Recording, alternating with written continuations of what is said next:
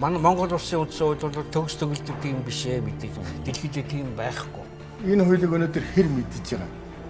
Тийм ээ? Хэн судалж байгаа гэдэг бол их чухал асуудал. Өөрчлөлт оруулж болно шүү дээ.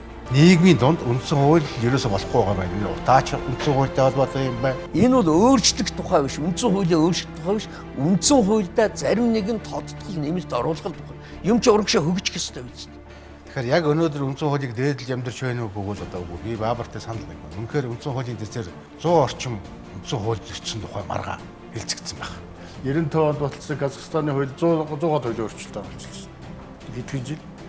Тэгээ Казахстан бол хөгжиж илээ шүү дээ.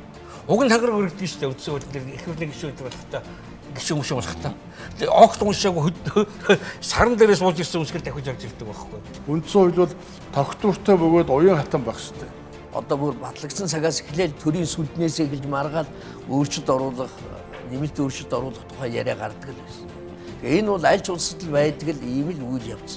Өнөөдөр бид тулгамдаад байгаа хамгийн нэгдүгээр асуудал бол бид үндсэн хуулиа мөрдөх хэрэгтэй. Ялангуяа төрийн институцүүд. Үндсэн хууль 3 зорилттой хэрэгжүүлдэг шүү дээ. Нэгдүгээр түүний эрхийг хамгаалдаг, хоёрдугаар төрийн бүтцийг бий болгодог, гуравдугаар гадаад бодлогын үнцийг тодорхойлдог.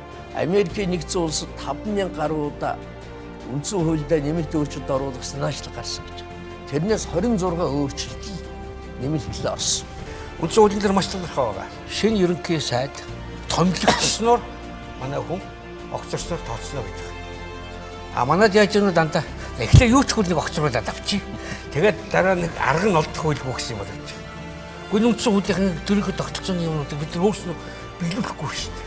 Чивд профессор байгаль хэлдэг байсан. Тэгээд үндсэн хуулийг ард түмэнд нэг сайн ойлгуулах юмсан. Төр иргэн хоёрын хооронд байгуулсан нийгмийн гэрээ нөхөө үүргийг цаашиж биелүүлж явна гэж ингэж бодож байна.